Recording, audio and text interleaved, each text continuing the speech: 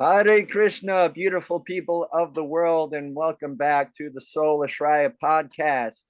We are your hosts, Bhakta Jake and Balaram Shakti Das. Here on this show, we are devoted to bringing you ancient wisdom for the modern day.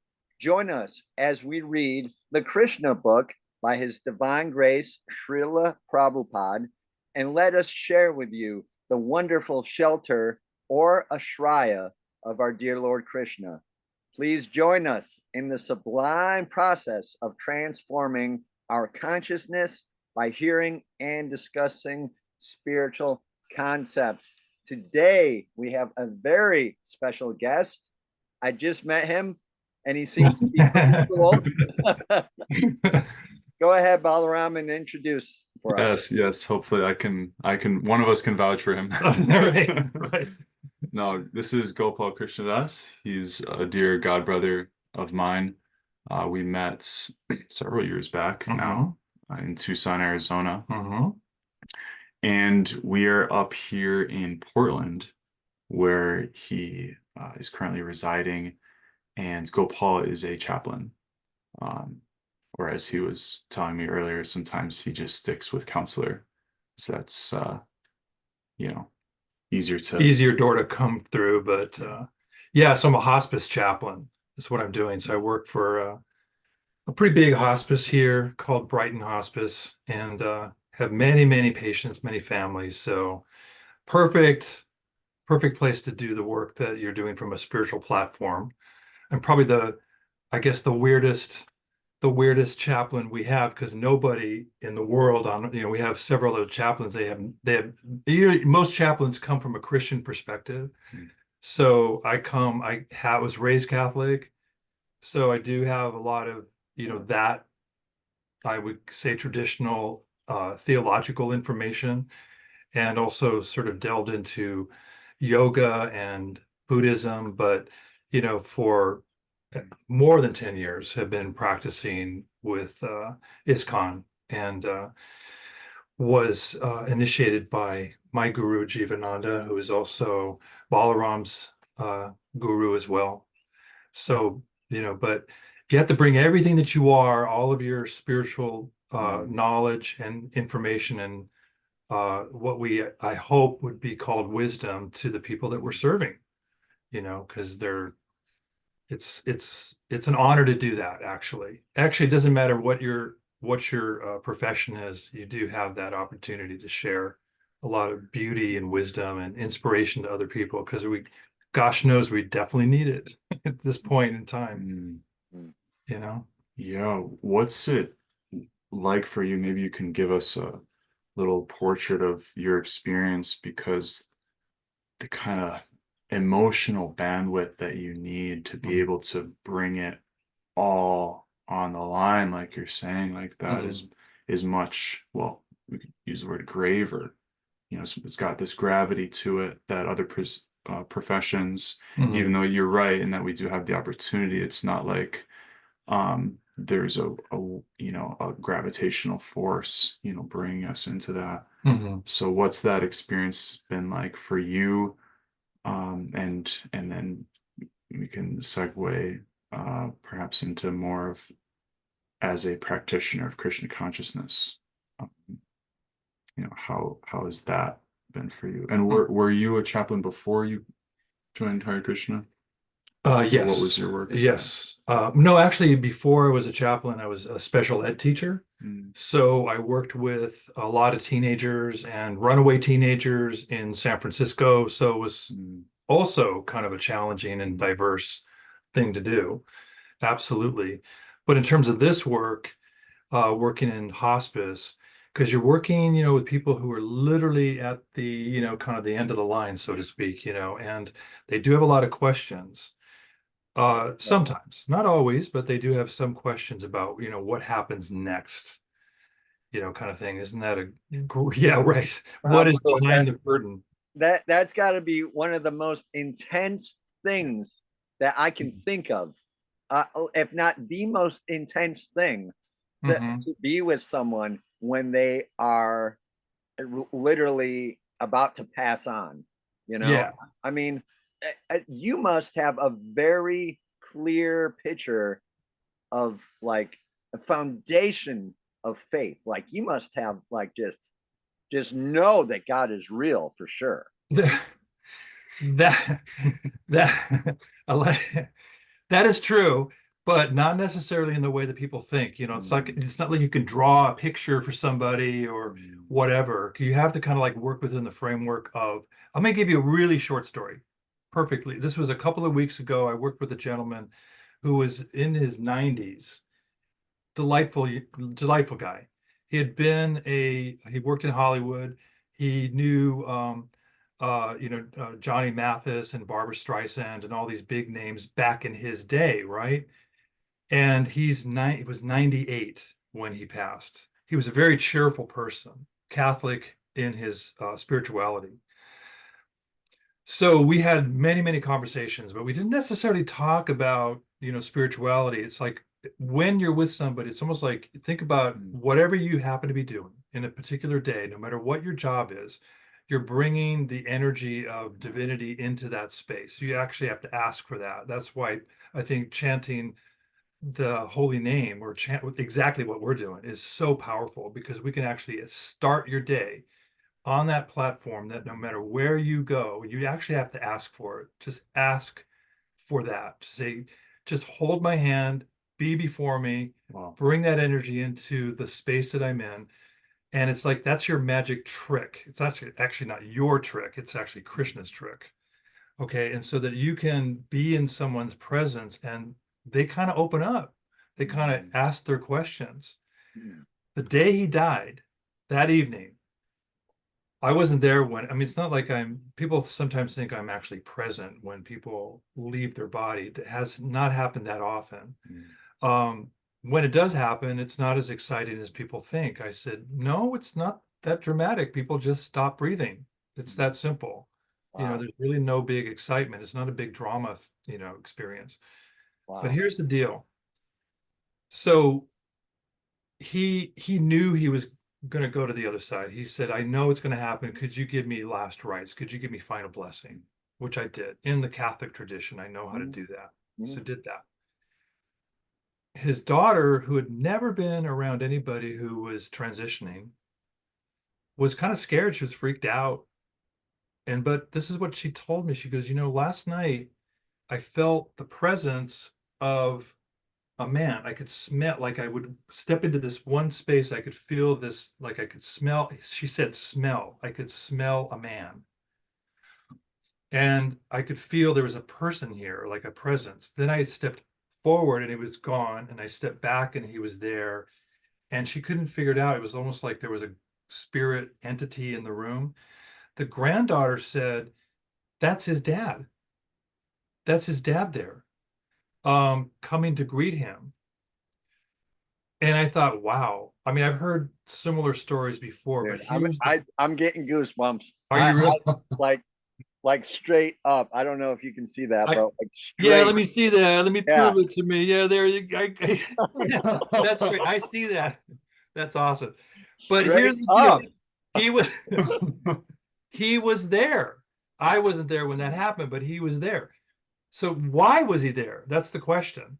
Elizabeth Kubler-Ross, who, if you guys haven't heard about her, she was a Swiss psychologist. She kind of like was one of the pioneers in the hospice movement. She sat with literally thousands of people who have died or had these what we call near-death experiences, remember?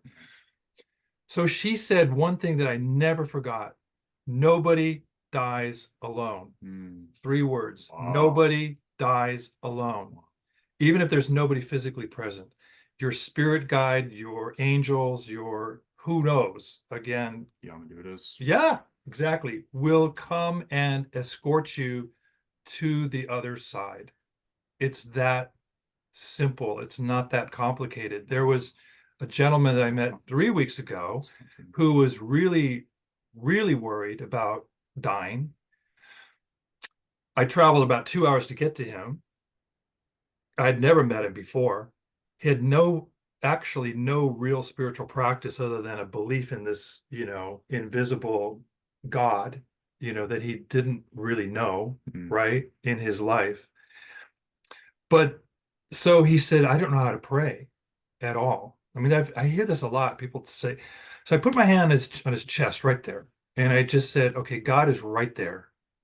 And he's a Christian. So you say Jesus is right there. Absolutely true. No question about it. And it was really interesting because he was like in bed.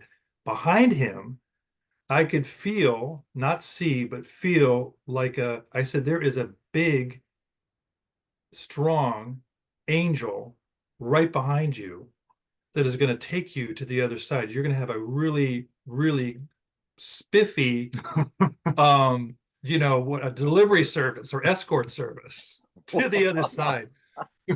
Wow. And I said, you have nothing to worry about. It's a Wow. piece of cake. Wow. It's a piece of cake. I don't know why. I was chanting all the way down, asking Krishna, said, put the words in my mouth, that whatever thing that I can say to this gentleman to make him feel safe and secure.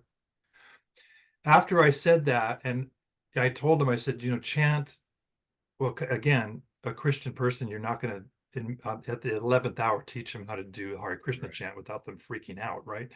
So I said, just chant the name of, right? Chant the name of Jesus, Lord Jesus, you are with me. You are with me. So it's like a secret, I don't know what you would call it, a secret little escape plan, right? And so he grabbed my hand, he kissed my hand, and he said, I have never felt more peaceful in my life than now. And it gave me chills because I just thought, thank you, Krishna, for like putting words in my mouth, because it wasn't me. You have to kind of, in the work that I'm doing, you have to kind of say, it's something, your angels before you are doing this work. You just happen to be the physical creature that happens to be stuck in this, business, So he died that evening. And he died very peacefully. His daughter was there. She goes, I can't believe how quickly he left this body and so peacefully. I thought, awesome. What more do you want? Anyway. Amazing. Amazing. This is so amazing. I'm at a loss for words. And I'm just trying to sum up all these feelings, and because I was kind of going into this like, I don't know who this is, I don't know what's going on. And That's a now, good question. You should ask that question every day. yeah, seriously, right? And now it's like this like super intense subject matter, it's like, Yeah. I'm just like, seriously, I have so much respect for you, and like it sounds like a fantastic job. It Oh, I really love does. this It job. must Absolutely. be very rewarding. Yeah. Yeah. Thank you. Thank you. But I bet whatever you're doing is pretty fantastic too. I mean, you're you know what I mean? That's what what else are we going to do in this life? Yeah. That's the $1 million question. What are you going to do with this life? It's more of like just using your time wisely, as wisely as possible, to just keep on using your time to push forward your whatever like spiritual goals you have while you're in this body. Is like, that's pretty much what my job is right now. Yeah. And not get like, I was like I had a profession and now it's changing, so it's important to know that you could be one person one day and then you have to change into this other person for the next day, and for the days to come you could be totally different again. It's a matter of using your time wisely while you're here on this earth, and loving people and getting the love out there, getting the message out there. That's really what it's all about. Yeah. Yeah, Absolutely. That relates to something I was thinking of when Gopal was talking there. Being a different person day to day. It's like presenting love. Like, how do you say? Put your angels are before you. So I was discussing this point with a friend of mine just a couple days ago, about bringing love of God wherever we are.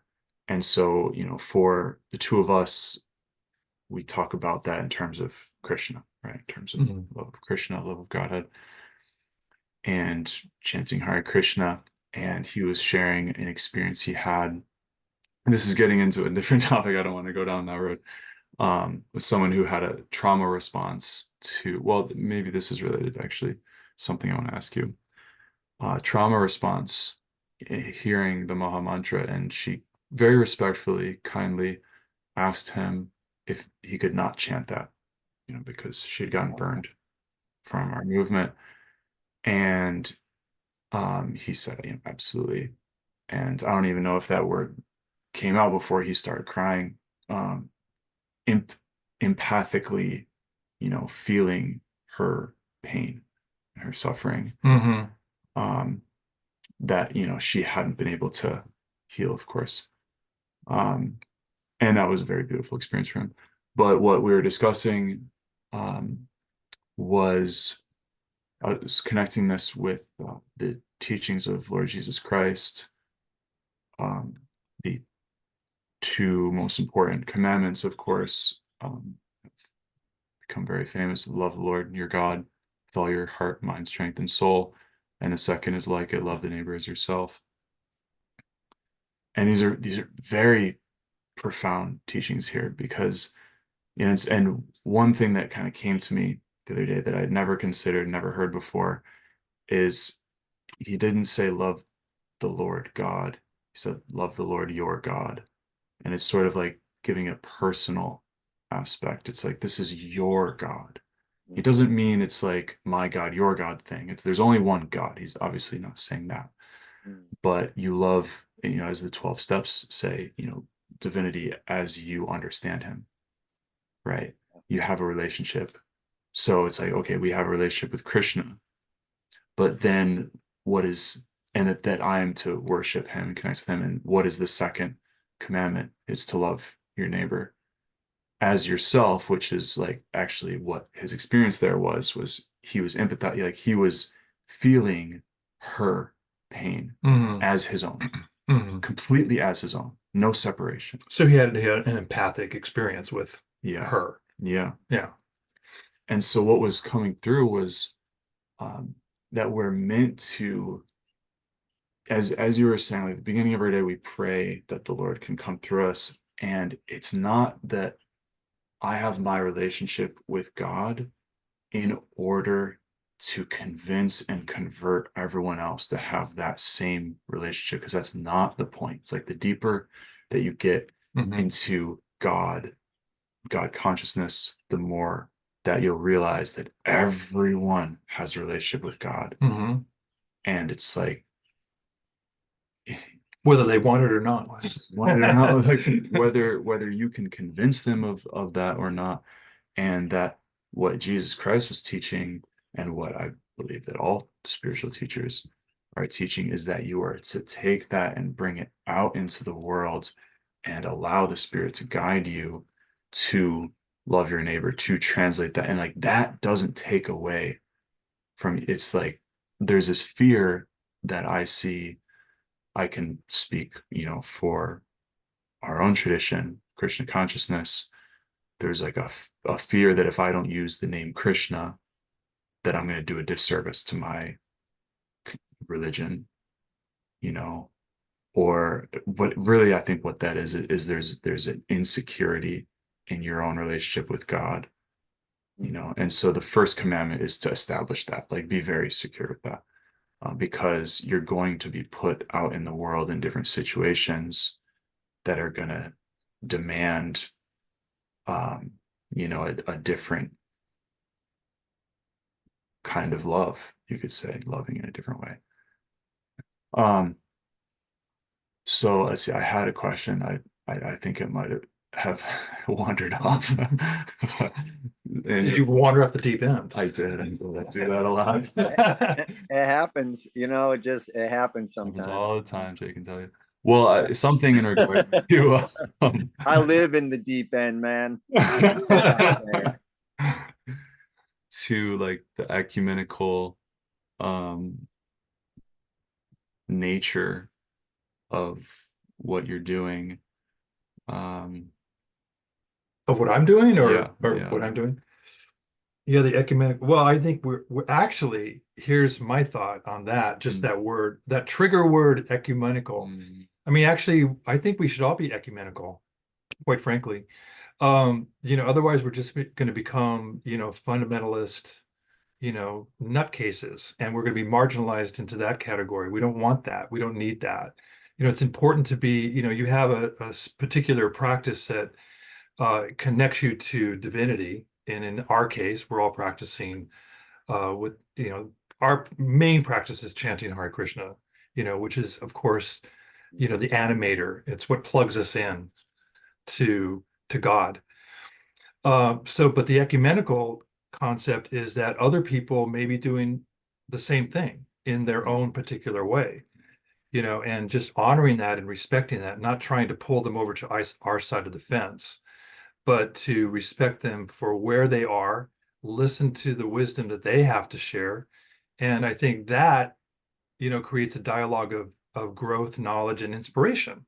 That's healing. That's healing, the healing factor.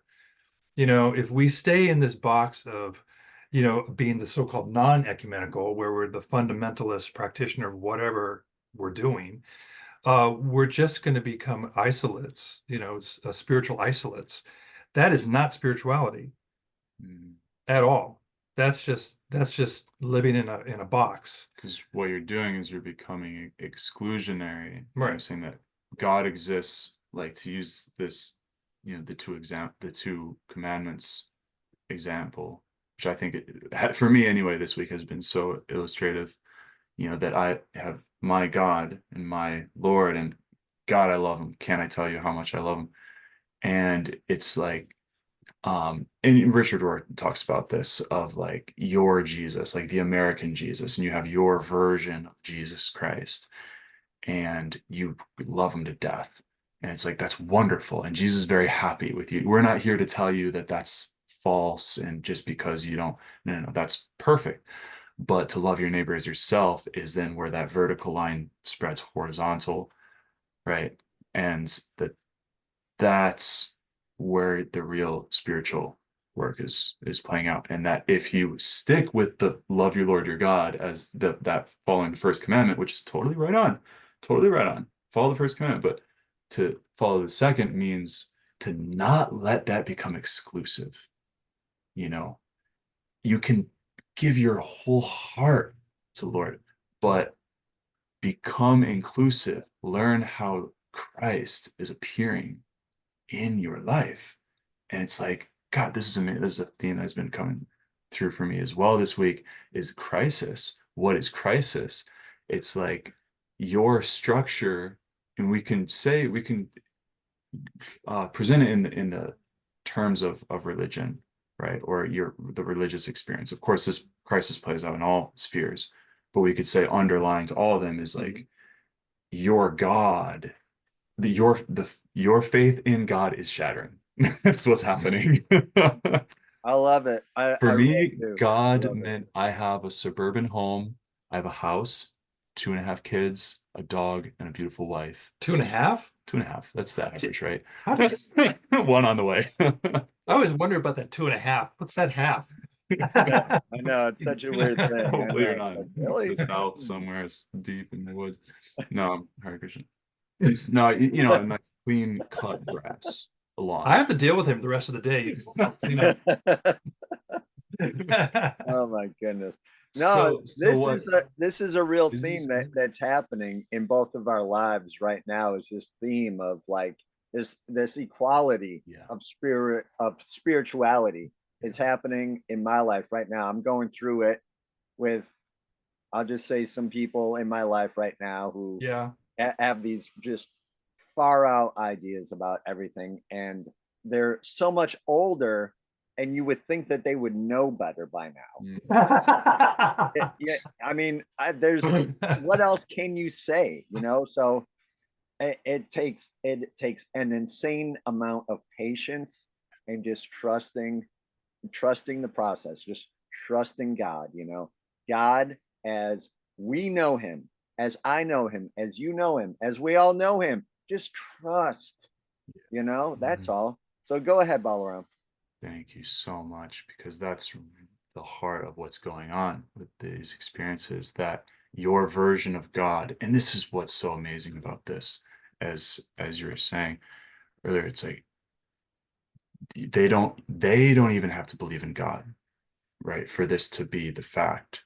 It's like God has always been present in everyone's life, and they've always been relating to him, her, it, whatever, whatever, to like. Yeah, God has pronouns now. We have to update our theology here. Yeah, so Knock it off in there. whatever our reality is that we're interacting with, whatever is real for us, whatever is substantive, it's God, right? So the source and substratum, right? That you can only go so far. You can only take that so far until what happens? Death. Right? It's like the ultimate shattering, the ultimate crisis of faith. It's like, I thought this was what my life was going to be eternally. And God is saying, no, it goes deeper. I want you to know me in a deeper way. I want to appear in your life in a broader way. And so you have a crisis where your faith, something happens, and you have to go deeper and wider. And so it's an act of faith, trust, and radical love. Radical, as we were just discussing earlier, getting to the root, like what is, and it's like you just have to put your hands up. What can you say about that, as far as people in your career coming to God in ways that they never could have imagined? He would throw a big question like that at me, right? Come on, you man. It's the Shakti. Shakti! Right. So I would say, I mean, my initial response to that question is that God is both, we have definitions, there's no question we have come up with definitions of God, right? We're good at definitions, but in fact, God is actually beyond definitions. It's like kind of both and. It's not an and or, it's a both and. So God is we can come up with these great definitions. God is love, as an example, but I would say we have to trust that God is bigger than even we can define that energy, or that, and we have to trust that operation is in place right here in this world at this time through us. And so I don't, come up with, these concepts of like God has a plan. You hear that all the time, people, God has a plan. Well, if he didn't tell me about it. So when you hear that, or people feel very safe because God has a plan for my life, so to speak. Before I ever came to Krishna consciousness, I had a spiritual director. He was a Benedictine, Catholic Benedictine. He was great, Father Tom. And I was vacillating. I was living in San Francisco at the time. I was vacillating between going here, doing this, doing that, whatever. I didn't know. Actually, I wanted to become a monk. That's what I wanted to do at that point. And so I was asking Father Tom, I said, I don't know what to do. I was asking, of course, an external person for an answer to my question. And, what does God want? He goes, God just wants you to come up, just do something. You don't have to come up with the answer or just do something, and it doesn't matter whether, that's the other thing that people think, if you're a monk or a priest or whatever, somehow you're special. You now are like at some higher platform. No, you're not. There's a lot of people you have seen them at those so-called high platforms, and they're just like, there's no vibration there at all. They're just they put on the costume, but they're really not operating as a spiritual person. Actually, there's something pretty extraordinary about remaining the ordinary person, doing the so-called ordinary job, and having extraordinary result, that you really had nothing to do with, because the energy of God is working through you. Just trust that. I would just say, to answer your question, trust that. Just do what your intuition well, okay, how can I say this in a more succinct way without sounding like a crazy person? uh, Wake up in the morning, recognizing that, you're alive, well, happy, and, whatever, you know, jump into the practice that connects you to the universal force, better known as Krishna to us, something, and then do your work. And that is working for me. That's a formula. It's a very simple formula, but by the way, it works quite. You don't have to think it through. You know how people think too much. Their whole spiritual life gets elevated to the brain level, right? That is the worst place to be. You know, Seriously. Yeah. Yeah. yeah, you hear what I'm saying. I do. I do. Yeah, bring it to the heart level. As you kind of said earlier, love everyone. You know, love everyone. Just try to love everyone. Try to do your. I think that energy alone, it is an energy. Your thoughts. There's an old metaphysical book. It's written 10,000 years ago before we were born. It's called Thoughts Are Things. Thoughts are things. What it's based upon is the concept that your thought is actually a thing. In other words, a tangible thing. So what's the bottom line here? Think good thoughts, think positive, constructive thoughts. Put in your daily plan of action that I really want to, think of yourself as spiritual manure. I mean, you're helping things grow. It's like, it is kind of like that. You're spreading, growthful things. While you do it to yourself, you can't, by the way, you cannot do a damn thing for anybody else unless you've done it for yourself first. Plug yourself in to the divine currency. As I said, for us, that's to chant, Hare Krishna mantra, which, by the way, simply means, dear Lord, how can I, serve you, devotionally with love and service. That's really what it is. It's kind of a simple formula. It's nothing complex. And then it's like, then he appears, as Richard Rohr either says or quotes, disguised as your life. Right. Right. So it's like, right. Whether or not you chant Hare Krishna or connect with divinity in the other way, that self-same Lord is going to appear as your life, as ordinary as everyone else's life. And it's like, now it's on you to respond to that as divine, to respond to your life, not to be like, well, if the world was all Hare Krishna, then I would be able to respond to my life. So maybe I'll even isolate myself in a temple to have that kind of experience, because I think that's what a spiritual world would look like. That's where a devotional life would actually happen, as opposed to, getting out of your head with it and being like, no, I know that I'm connecting with God, right? Like having that faith and conviction that I know, that no one can take that away from me. And therefore, I have absolute faith that everything that comes to my life is Krishna. That's like, I'm not saying that I'm there. That's amazing. I that would be bliss. I guess that would be like the ideal kind of a thing, is to be there just like that. This idea of running away from the world, this idea of like, wanting to like live in an ashram or a temple or something like that. I mean, I've struggled with that too. Yeah. It's hard because a part of you really wants to do that, but is that really going to fit into your day to day?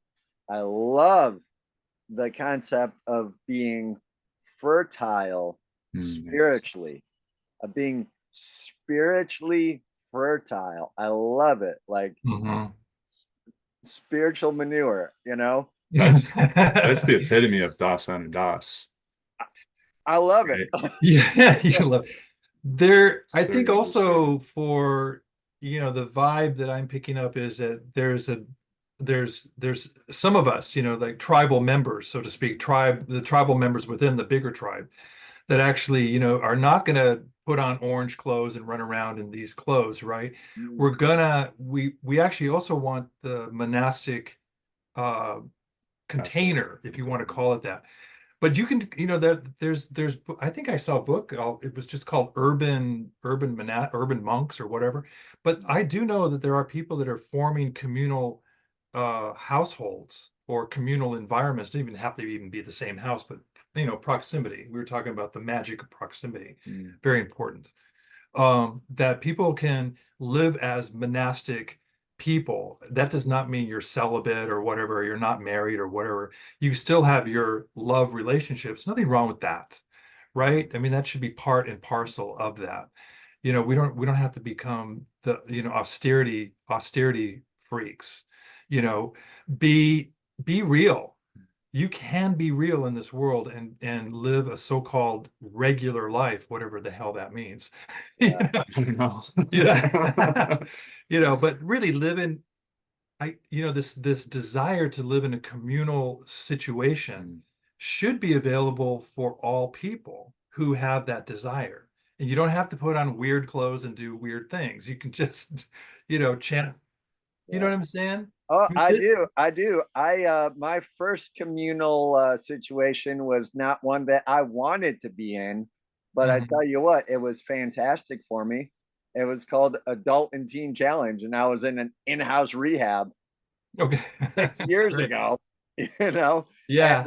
I was put there by my family, but Uh-huh. and so that it scared me to death, and it got me sober, you know, and so Awesome. it's been 6 years. Thank you very much. Awesome. So, but it was like not my choice at all. And it was Mhm. so brutal because it was like no contact with the outside world, no phone calls. They take your cell phone, they take everything. And you are like Yeah. very regimented day to day. Like you're doing this at this time, you're doing this at this time, da da da da da, all through your day. And the program was originally supposed to be 12 months long. They shortened it down to 9 months. And I mean, I don't even know, man. I mean, but I will say that there was something to that, and it changed the trajectory of my life. So if you are of the heart and the mind that you want to do something like that by your own will, then I would suggest you do something like that for as long as you can, if you can. Mhm. Absolutely. I mean, Mhm. it will change you for sure. Mhm. Yeah.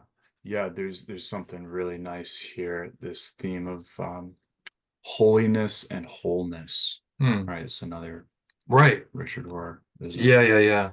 Yeah, Yeah. and the importance and what I'm hearing you speak to is the importance of developing that um sensibility, maybe uh that container of what is holy in antithesis to what is corrupting, and so there's something to be said for even a forced or regimented, now I'm not suggesting anything there, but when we have a foundation of discipline in our life, it becomes a lot easier for us down the road, um, right, to handle being more liberal. I don't know. You get what I'm saying? So it's very powerful to have that time. And yeah, if you have the inclination, definitely, go down, put some time, put some investment in the monastic um, environment. But what is essential is that not become rigid. It's like there is going to be some rigidity necessarily, because why? You're getting rehabilitated, you know. But what often occurs is this hard line becomes a holier than thou Mm. setup, right? And people, it's like, Which will even if blow up in your face. it'll Right. blow up in your face, Yeah. even if it helps you get out of drugs, it's Mhm. like, well, then the pendulum keeps swinging, and now you're over here, Mhm. condemning others. It's like, when did Jesus say to condemn people, for Mhm. one? But so the point is, holiness but with wholeness. That Mhm. really what we're going. It's like holiness is like, okay, what is actually holy? Like, just having robes, or like memorizing the Bhagavad Gita, or like there's so many things that can make you holy, but real spirituality is about wholeness. So Yeah, yeah, whatever. it's a there was so I was talking with Balaram today earlier about a priest. His name was Father John Main. But one thing that, so I was teaching a meditation class in Tucson, Arizona at a Episcopal church for about 2 years. And so we got together and we invited people to come on a weekly basis and to just get together and talk and also meditate and talk about spiritual things. It was pretty much non-denominational. But one thing that Father Main said that really made sense to me, and it's a little magic formula. We can apply it to the work that we do in our spiritual practice of chanting, of japa, of kirtan. But he said, meditation, he says it's like a formula. Meditation builds community. Just 3 words. Meditation builds community. He said, you do not have to try so hard. Even Jesus said, where 2 or 3 are gathered in my name, there am I. That's a magic formula, a spiritual magic formula, where 2 or 3 are gathered in my name, and more if you like a crowd. Um, there am I. It can't even get simpler than that. It's so transparently easy, but we are experts at making everything fundamentally difficult. That's right. If we could just flip that. Expert. Yes. So it's like you just set out to do something and you just make it as hard as possible. And you're like, what am I doing? Why am I doing Right, right. It's just flip the script. Come on, guys. I mean, make it, this is why it's so, I mean, if the magic force, we're transforming ourselves. There's a transformation going on when you're in a spiritual practice. No doubt about that. You're dipping yourself into, like, for instance, there was a really great Buddhist story about the lotus. I mean, what is that blue flower? There's a Blue beautiful, Lotus. really blue, no, it's not blue lotus, but there's a type of indigo flower. Beautiful, incredible blue. And so the story in this Buddhist story was that if you want to be blue, meaning you want to be spiritual, right? But the story was, if you dip yourself into the waters of the indigo flower over and over and over again, meaning your spiritual practice, if you're dipping yourself into those waters every day, you become bluer than the indigo flower itself. So that's, again, a kind of a magic formula, but it's a beautiful, I'm getting chills just saying that. So really, if you think of Krishna consciousness as it's just the elixir of spiritual development and transformation and healing. If you see that as, if you're dipping yourself into the waters of Krishna consciousness on a daily basis, you become that. You have no other choice. If you jump in water, you're getting wet. It's as simple as that, you know. But I'm always like, I guess consciousness is all about making spiritual practice that most people want to make complicated, transform it into the spiritual truth that it is, so that people can actually practice it and not become, just fanatics, just crazy people. That's not going to change anybody. That'll just make people run the other direction. Yeah. Yeah. I can attest to that in my own life for sure. Mhm. There was definitely kind of like a re-entering the world when I had finished the rehab program, because I came out of rehab like full blown, like fundamentalist, like, we're gonna wake up every day at 7 o'clock and we're gonna praise the Lord, and we're gonna go to this program, this program all through the week, and and people were like, whoa. Right. what happened to you? They're like, you went like way the other way. Yeah, yeah. So there's got to be like this equilibrium, this like equality, in your life, in your spiritual life. Mhm. There's nothing sweeter than dipping into the nectarian scripture of Srimad Bhagavatam, of Mhm. Bhagavad Gita, of Sri Chaitamrita. I'm still Mhm. learning my Sanskrit. Sorry, forgive me.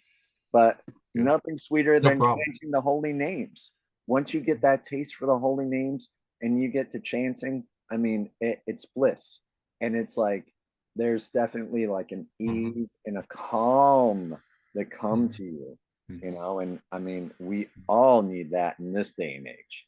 We Absolutely. need peace, less stress. Everyone is running around. I mean, what Mhm. like today was insane for me, and it's a Sunday. you know, I was like, what's Monday gonna be like? Right. So, yeah, it's definitely very important to take time out and to not like go crazy and become like that fundamentalist lunatic.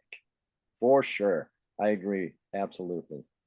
Well, and just to underline, because again, like there's there's nothing wrong with that. That is a valid path, to be a monastic, lifelong celibate or whatever, a strict brahmachari. There will always be it's for sure a minority. There will always be a percentage of individuals who are drawn to that and who find themselves in that naturally. And I'm going to balance my statement again by saying that I think it's important for everyone to experience that, something like that, some kind of container like that. And since that it's important, well, maybe not in the same sense, but just as it's important for us to be able to understand the validity of everyone's, path in life. Mhm. But the only way that it's going to work is if you are finding wholeness there, right? If that is not for you to remain in that strict, discipline, then you have to be real with yourself and understand how Krishna is showing up disguised as your life, trying to get you to see, him in the life as it's been given to you. So hopefully that's clear. But I wanted to ask a question here, going a little bit off of what you were saying, Jake, about finding peace and the importance of that in this hectic world. And also because we received a question on our YouTube channel that I I think, like questions. yes, a perfect opportunity to get into that. So this is coming from Robert Jensen, a regular viewer of our show. And Thank you, he Robert. says, I know that I need to forgive others who have hurt me. I hope, Robert, you're okay with me speaking your name here anyway. Um, Yet I have much difficulty in doing so, right?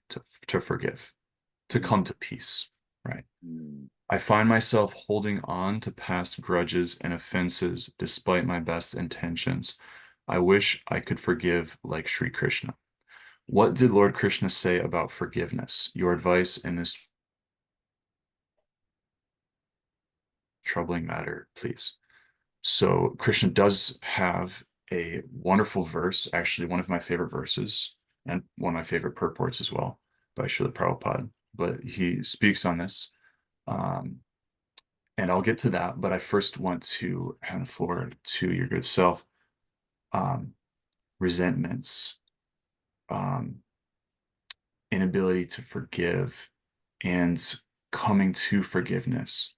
I know that you've seen a lot of this, seeing people, because that's the time, when push comes to shove, so to speak, Mhm. where those things are seen in their gravity. You know, what can you tell us about this? Or if you want to share any stories? It's a huge question, first of all. I mean, it's not one that could be answered really like in a really small way, short way. Everyone's had this experience, by the way. We've all had experiences where we kind of like, feel like we were jammed up with the bad things from the wrong people or the whatever it is. Um, a lot of it, the way we process our experiences are based upon our particular personality. I tend not to be what I'll share a story from you. So it was a Catholic priest friend of mine. His name was Jerry Beck. And he taught me a lot about this concept of what you're calling forgiveness. He said there are people who he called them sandbaggers. I thought that was I thought, what is that? What is a sandbagger? He said it's the people who have this gunny sack, and they're dragging it through their life. And so something happens to them, it could be, something, someone does something to them or cheats them or whatever. I mean, we're living in a jungle. So, don't be shocked, if a monkey jumps on you and snatches your glasses off. I mean, that's just what's going to happen. Just go to India, find it. Literally. Happen all the time. So he said the sandbaggers are the ones that run through life. They're every time something bad happens, they're picking up their shovel and they're shoving more sand into their gunny sack and they're dragging it through their life.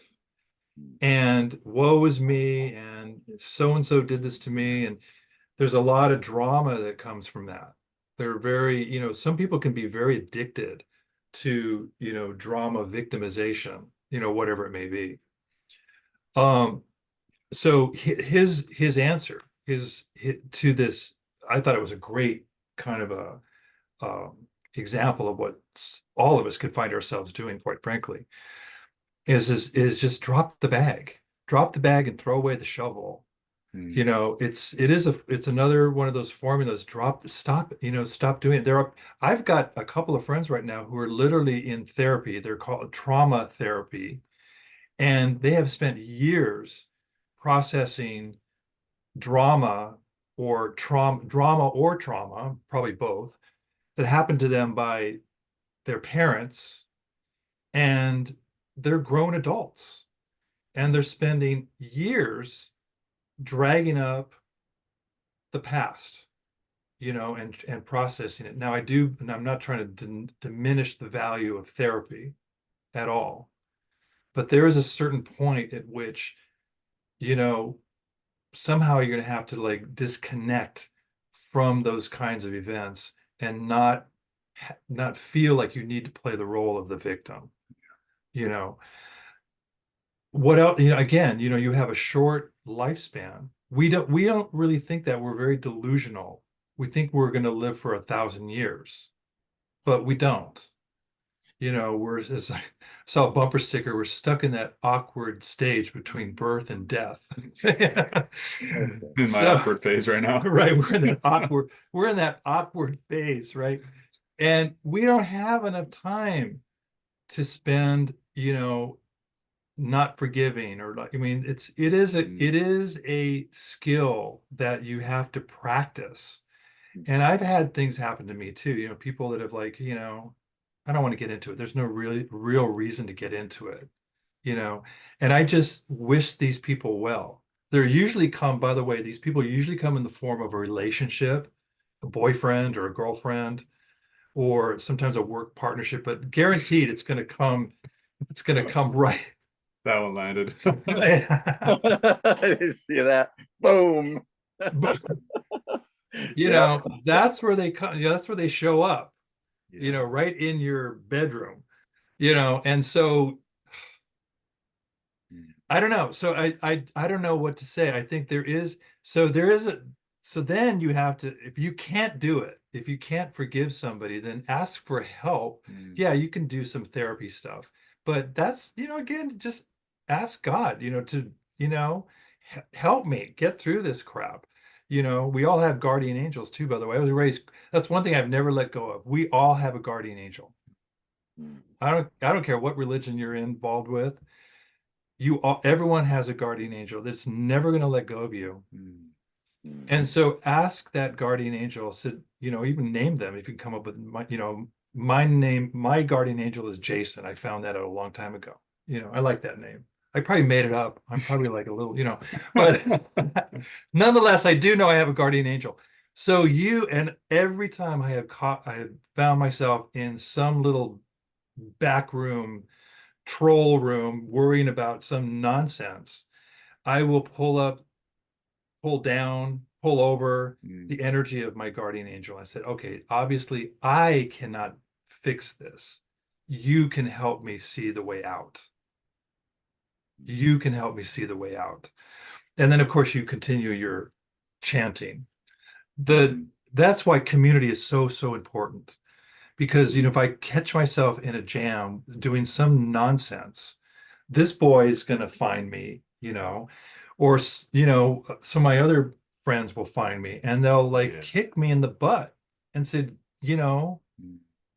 get your life together. Yeah. So, I don't know. I mean, I think but it's also, again, I don't want to minimize this, the writer, what's Robert was his name? Yeah. Right. Who had this question, who is obviously struggling with what's going on. I think you solve these problems in community. You solve these problems in community. Does that make sense? Letting go. I mean, that spoke to me for sure. This concept of just let it go, just drop it. Life is too short. It's just too short. There's so many, we're blessed by so many mystical things, Right. And even if you're a person that doesn't really believe in mystical things, that doesn't stop them from happening. Just because you don't believe in them, they're still going to happen, Right. Yeah. Exactly. Yeah. So yeah, that I love it. That's a great answer. It really is so good. Yeah. Yeah. So the verse here fits really nicely into this. So this is Krishna speaking in chapter 4 of the Bhagavad Gita. And as we know, chapter 4 begins with Krishna telling us about how transcendental knowledge is brought down, and how, when, and why he appears. Thank you, Jake. Oh, well, no one could see that because I'm talking. Here's one of the new prints. And we both got it. Yay. That's the common one. So how knowledge comes in our life, and so like the guardian angel community, these are instances or channels or what have you, through which divine love comes to us, right? And the point being, like in your verbiage, everyone has guardian angel. You could just as easily say, like, love is availing itself to everyone, right? And Krishna is saying that this is how I personally enter into the world and into people's lives. And then that one who knows this nature of my appearance and my activities does not take birth again, right? But attains my eternal abode.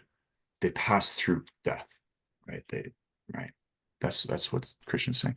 So then a very interesting transition in text 10 that makes more sense when we know the context. And he says, Vitaraga bhaya krodha man maya mam upashita bahavo jnana tapasa puta mad bhavam agata. So this translation by His Divine Grace, A.C. Bhaktivedanta Swami Prabhupada: being freed from attachment, fear, and anger, being fully absorbed in me and taking refuge in me, many, many persons in the past became purified by knowledge of me, and thus they all attained transcendental love for me. So this goal, transcendental love and attaining this mad bhavam, right, this spiritual nature, right, that this has been done. So I'm speaking to Robert here that the ability to forgive, the ability to have Krishna's nature of pure unconditional love is very possible. Not only is it possible, it's guaranteed. And he gives three hang-ups, three roadblocks, three phases. Actually, Prabhupada talks about phases or stages of atheism, basically. Very interesting. And the first one is fear. It's like if you're experiencing fear, you're an atheist, right? Like if you're on the deathbed and you're like not sure, you're afraid, as you were saying so nicely earlier, like you're good. Like this is gonna be great. This is gonna be great. Like, it's like you have no idea how loved you are, right? So if you're fearful, you've forgotten who you are and the constitutional position of being a lover of God and loved by God and loved by everyone, supported by everyone. And so having connection with an angel, with the holy name, with a community, it will subvert that fear, if I could use the word like that. I'm sorry, I skipped a phase. So Vita Raga, Vita means like to triumph over, or to be freed from. Raga, Bhaya, Krodha. So attachment, fear, and anger. So we're running out of time here. We could spend a whole class discussing these things. But this is the path of the dark side, you could say. And of course, in chapter 2, Krishna lays out the Shastra that Master Yoda pulled from, for those who are familiar. Really? The detailed, from attachment comes in. Do you remember how he said it? Yoda? Yeah. I'm trying to remember now. I don't Yeah, remember. I'm on the spot. But anyway, you can look it up. The path to the dark side, that is, right?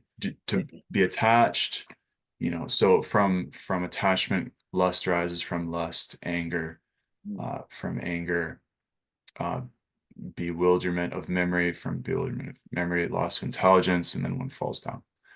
Right. So anyway, he lays it out. So this is the very basic, succinct layout of how we become unable to forgive. And what it is, it starts with holding on. So there's raga, this attachment to my way, my God, even versus your God, my worlds, my right and wrong, like my things, my line, my vertical reality. And you're not, because that's going to be checked, because it's like God is there for you, yes. And that attachment, that raga, is totally valid. We should never tell anyone that their raga is improper. It's like, well, that's all they know. That's the God that they know. But it's God wants you to know him in a deeper way. So he's going to challenge that by appearing in your life as the material world, as death, right? And so that attachment's like, no, I can't let go. What happens when we're unable to let go? Fear, right? You could see it right in that emotion there. We become afraid of so many things. Two things that, one Prabhupada brings up is fear of personality, of dealing with people because they challenge us. And it's very difficult for us to expand our sense of love to them, right? Meet them where we're at. It's also a fear of ourselves growing up. Grow up out of this victim, boyish mentality and do something with your life, as you're saying earlier. Just God wants you to just become, individuate is a topic I've been hearing devotees discuss recently. To individuate, like grow up, like, be someone, because then you have someone through whom God can love others. It's like if you just remain nothing in the name of whatever your delusion is, right? So this is atheism. This is ways that we roadblock ourselves from transcendental love. And then the last phase is anger, right? And this is where the real, inability to forgive comes to its resentment, and as famously has been said. Resentment is a poison intended for another that you drink yourself. Right? It's like that person wronged me and they have to burn. And what happens is no one burns but you. Right? So this is what's going on. And by having an understanding, a stepwise understanding, hopefully that really helps. But then the second section of the verse, the second quarter of the verse, man mana mam upashrita. So man is the mind, mam is personal pronoun, Krishna, upashrita is to take shelter, right? Ashraya, the same root is. Yes. There it is. Yes. Ashraya. Ashraya. So it's getting to that connects with the Lord, right? It's like you are attached. You have to understand that this anger, it's not just this isolated incident that I don't know what to do with this. The only way for this to be fixed is if that person either, is crucified or, they become my slave or they just, I don't know what, disappear. It's like, I'm putting in extreme verbs, but it's like, we should understand that our mind goes there, right? Like anyway, Krishna. It's not an isolated incident. What I mean by that is it's coming from this attachment, this small version of the world, this addiction actually to our version, and this is another theme that we don't have time to get into, but that we've been exploring is everyone has an addiction, and Richard Rohr talks about this in his book, Breathing Underwater, which talks about the 12 steps. And it's very amazing, for anyone interested in this at all, development of your humanity, look into the 12 steps because it's showing, it is revealing to you our addiction to our ego, to our reality. And it's like, God is so much bigger than that. And until you have something to get into, that is bigger than you, this same sequence is gonna replay over and it's not happening because there's devils out there in the guise of humans. It's like that. Well, that may be the case, but guess what? It's always going to be the case, and you're going to deal with them. Doesn't matter who you are, where you live, whatever.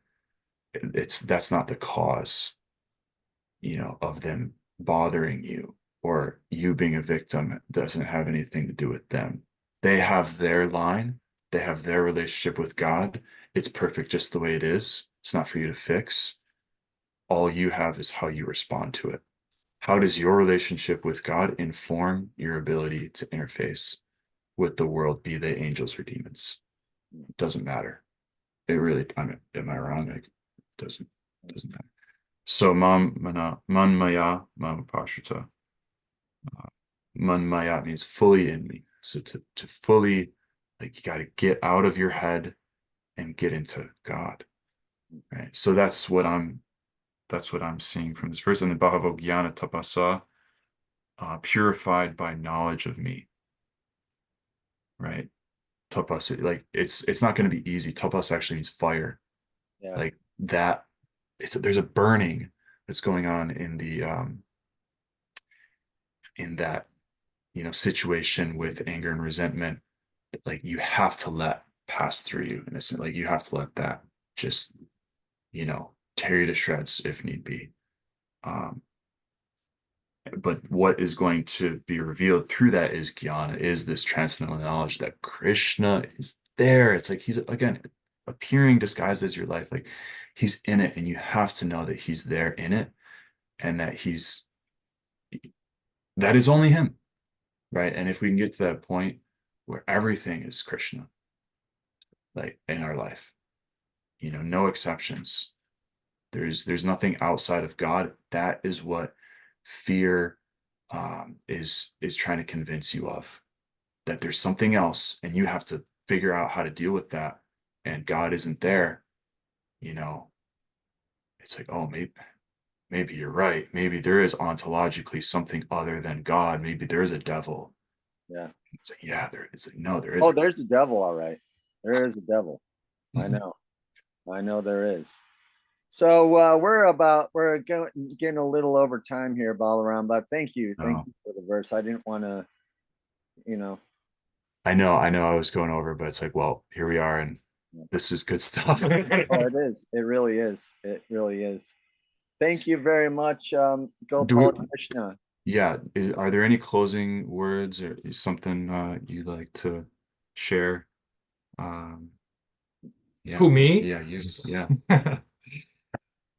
I really appreciated this. This was great, meeting you guys. This guy I've known for a long time, but now you. So I've got to follow you guys. I was sometimes watch uh, Wisdom of the Sages, which I really appreciate. Never heard of them. You've never heard of those guys? Oh, no, never heard of them. Yeah, I would just say, these are all, we have to, just utilize our spiritual tools. I mean, what I was thinking while you were talking is that there's 4 lower worlds on the spiritual path, and this hell, hunger, animality, and anger. And the purpose of our spiritual path is to elevate out of those 4 lower worlds, to bring ourselves up to a higher level of consciousness where we have realization, absorption, learning, and then, kind of connection with God.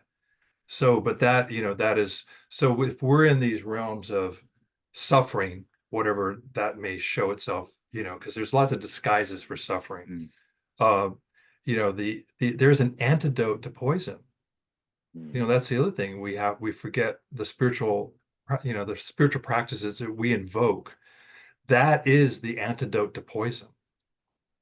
So, just keeping that little kernel of in your, back pocket, so to speak, spiritual practice is really the trick of keeping all of your, your through your practice, keep the joy and energy of transformation and the antidote, as I say, to poison in your back pocket at all times. Because when you're in the world, you're just in a jungle, and then you have to use discernment and skill and observation. But practice is the key, really is, and keep it fun. I would say that's still never lose the fun factor. If you lose the fun factor in your practice, you might as well, you're gonna sink. Wow. Unfun. No You fun have the fun whatsoever. factor. I can tell you got a great smile, so you got beautiful energy. So no worries. I have no fun whatsoever. Really? Is that? I don't believe you. None. Zero. I hate fun. I'm anti-fun. Yeah. Yeah, we believe you. Anyway, thank you so much. Thank Hare you. Krishna. Hare Krishna. All right. Well, should we end the show by saying the Maha Mantra 3 times real quick? Absolutely. All right. Hare Krishna. Hare Krishna, Hare Krishna, Krishna Krishna, Hare Hare. Hare Rama, Rama Rama, Hare Hare. Hare Krishna, Krishna Krishna, Hare Hare. Hare Rama, Rama Rama, Hare Hare. Hare Krishna, Krishna Krishna, Hare Hare. Hare Rama, Rama Rama, Hare Hare. Thank you very much, people of YouTube, people of the world. Please like and subscribe to the Solar Shraya podcast and press buttons and make things work. Thank you, and Hare Krishna. Please share. All right. Yeah. Yeah, share and comment too. We love you. Mwah.